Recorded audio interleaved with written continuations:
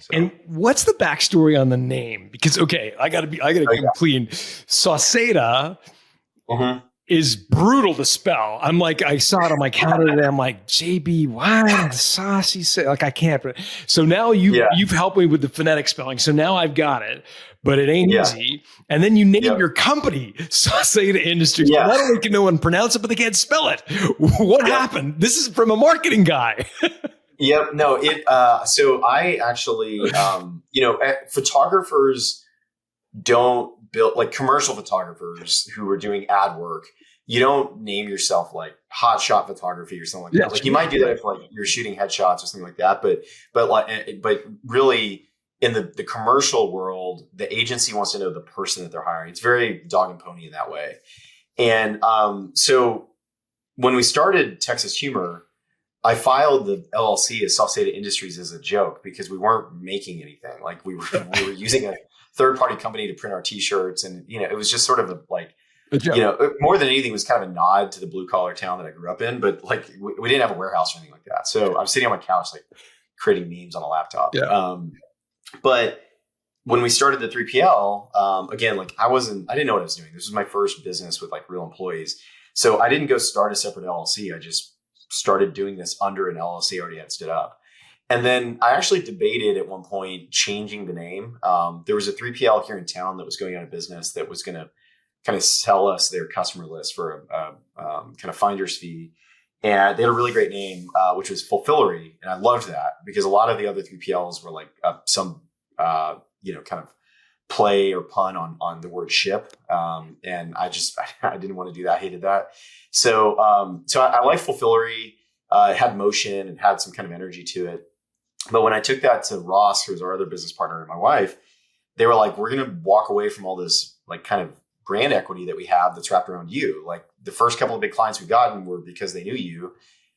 Let's ride that, And so we did. And that worked really well. I mean, it certainly was this, my word is strong as oak kind of thing that like, as brands would come in and talk to us, they wanted to work with me. They kind of knew me. They felt like, all right, if he's running this thing, that's a really solid kind of vote of confidence for us, that he's going to be around. We can call him, which was awesome. But, wasn't great in the sense that telemarketers could figure out who they needed to call when they wanted to cold call. And, with time, the question of what happens if JB gets hit by a bus became a bigger concern. And so that, what worked really well for us to grow and like build a business and build in public and do all that became somewhat of a liability over time, that we had to kind of work through for sure. Maybe walk me through that piece. Like, how did you know it was becoming a liability and what did you do to minimize the risk? Well, I knew it was a liability because, there were some businesses that, I'll speak for myself and hopefully the hair on none of our the listeners fall back or the back of the neck stands up. But, I describe like early to mid stage business, especially for first time CEOs like me. We all go through this like, do you know who I am? Itis, like this kind of a little bit of like self-importance of like, I've got a business, there's like 15 of us and we're really like, how do you know, what do you mean you've never heard of me? Or, like that kind of stuff. And look, like you need a few of those punch in the guts to kind of create that humility that I think develops with the second and third time CEOs and leaders. And when you're on your way up and you've got nothing but wins, like you can get a little bit, high on the hog, as we say in Texas. And so,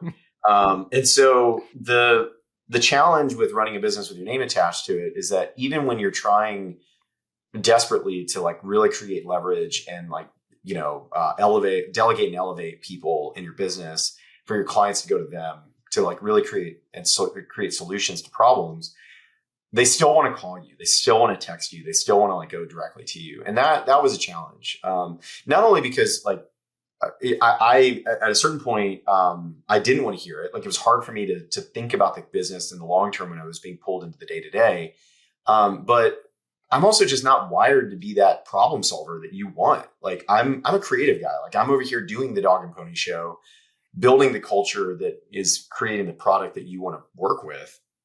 And if you're calling me, I'm going to lose my, I'm going to lose sort of interest, or not interest, but like, I don't have the attention span and the tenacity to solve this like very specific thing in your business. And you hired our company for that. So I need you to go to them. I can convey the importance of solving this problem to our team, but like actually doing it won't happen through me. And that increasingly becomes a challenge, And so for me, as someone who had built multiple businesses, even Texas Humor, like was associated with me personally. It wasn't my name and people didn't really know that, but they knew my face. That was a little bit of a challenge that like, I had to really navigate in the latter half of building the company. And that came from, a lot of really tough conversations with our employees who were frustrated that I'd inject myself into problems, maybe frustrated that things weren't happening fast enough and I'd want to throw my weight around. And they're like, it's happening at the speed it should. And you're trying to kind of break the system. So like, go away. That helped a lot. I joined EO, which taught me that, to like ditch the self-importance and that, the name is valuable, but like the name should become a brand and not JB. Like it shouldn't continue to be me. So like let other people use the name in the way that they would, fulfillery or whatever else, like let that wrap around people and represent like what the values are, but it shouldn't be you. And that was huge. I mean, that was, something that really resonated with me. And as a storyteller and somebody who like really enjoys the narrative part of running a business and the internal comms part of the business, it was really freeing, and it gave me, a lot of opportunities to really interact with the business in a different way and use the platform that I built for myself to kind of like grow the company to then talk about our people more directly and specifically. And that really, I think, helped them feel great and like, seen and heard internally. And over time, I mean, it was really awesome to see the number of our clients who really, when they would hear or talk about Sauceda, it wasn't like, we love working with JB. It was like, oh my God, I can't imagine a life without Kasha or Cody or Logan or RJ. Like those people's names were more of it. And then it became like Sauce Fam or the Sauceda way. And so then it like transcended me in this really awesome way, but it took deliberate work. And how did you do that? Because I think a lot of our listeners, maybe their surnames are in their company name, or just at least they are synonymous with the service they provide. And their customers want them personally to take care of their account. And it sounds like you were able to codify and start to delineate between JB Sauceda, the person, and Sauceda, the brand. I'd be curious to know what you did to transfer JB, the person, into a brand.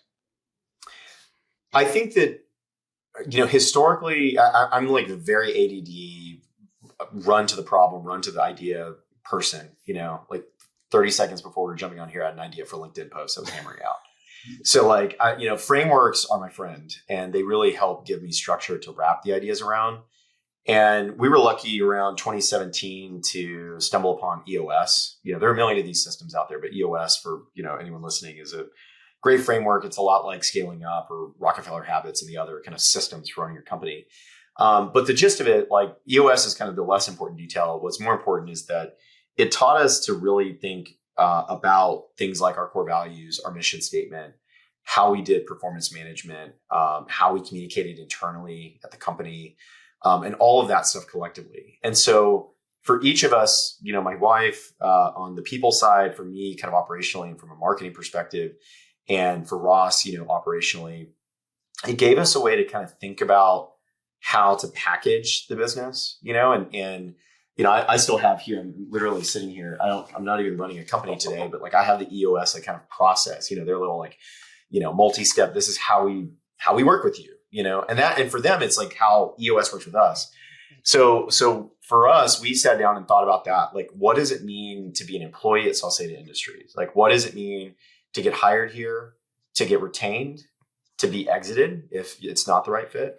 What does that mean for customers? Like, what is the process and what are the specifics that will make you a great fit or not? And all of that packaged together over time, gave us a framework that allowed everybody to know that we were on the same page and they could grab it and run with it.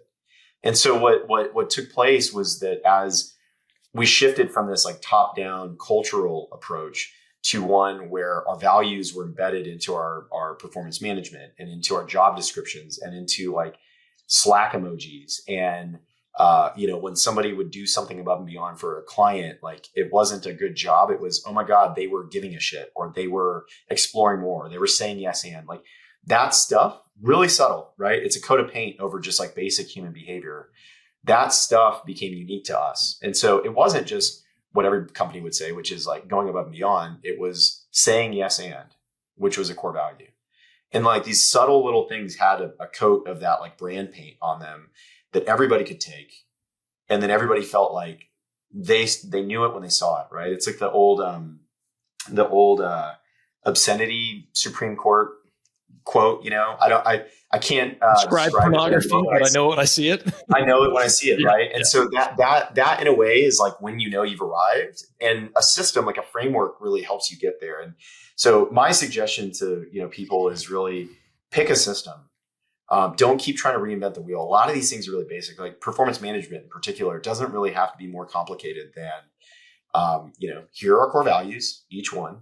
Are you below, at, or above exceeding each of these values? And that can be a specific measurable thing. And when you give people a sense of like what it means to be in or outside of the values, they start to operate, they kind of like interpret what you would want as a leader and what you would want as a C-suite.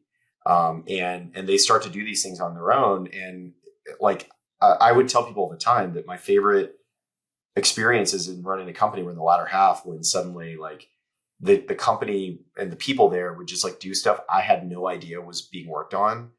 And I'd go like, oh my God, I'd never thought of that, and that's really, I think that the sort of arrival moment for any leader is when you can like trust enough and create enough trust in your company that people do things that you're like really excited about and you had no idea or no part in. That's I think that kind of like process.